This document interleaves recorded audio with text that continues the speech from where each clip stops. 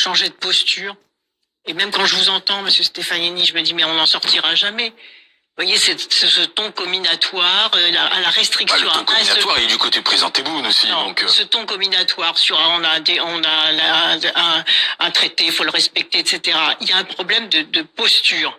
Parce que c'est vrai que ceux qui ont osé dire que l'Afrique n'était pas rentrée dans l'histoire, souvenez-vous, il n'y a pas si longtemps, ceux qui ont osé faire un projet de loi sur les bienfaits de la colonisation, ceux qui aujourd'hui nous racontent que l'Algérie abuse de sa rente mémorielle, ce terme abominable, pour dire que finalement il faudrait oublier tout ce qui s'est passé pendant la colonisation et pendant la guerre d'Algérie. On est obligé de le ressortir. Non, mais c'est une histoire commune. Non, mais on n'est pas obligé de l'oublier et d'insulter les Algériens en leur disant « Ah, vous exploitez la rente mémorielle ».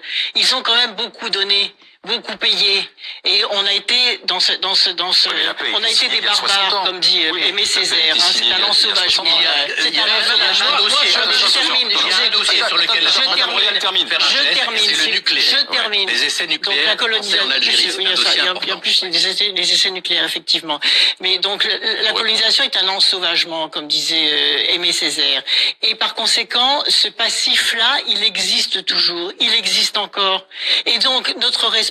Il faut changer de génération en Algérie, de génération politique. Mais non, aussi non, parce que si les mots. Pour tourner la page. Non, parce que vous ne tournez pas la page quand vous ne clarifiez pas les choses, quand vous ne dites pas les choses, quand l'histoire est frelatée, quand vous voulez faire croire que tous les Algériens sont délinquants parce qu'il y en a un qui est expulsé et en plus que cette expulsion échoue, non pas parce que les Algériens ne respectent pas, mais parce qu'on les a provoqués en faisant une opération de communication du ministère de l'Intérieur qui pouvait très bien procéder à cette expulsion en respectant la loi, sans crier sur les toits. Vous allez voir ce que vous allez voir, on va expulser un Algérien sans jamais qu'un mot positif ne soit dit sur les Algériens qui sont en France, qui contribuent à l'économie française, qui travaillent dans nos hôpitaux, qui travaillent dans nos usines, etc. Et par conséquent, chaque fois que l'on dénonce un délinquant algérien, il faut avoir la responsabilité politique.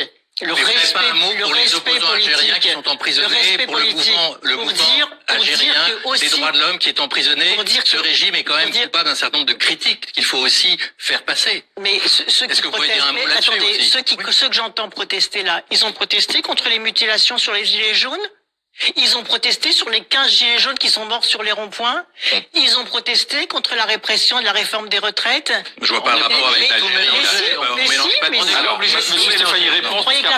Vous croyez que la France a donné l'exemple des droits de l'homme dans la répression des gilets jaunes? Ils ont protesté,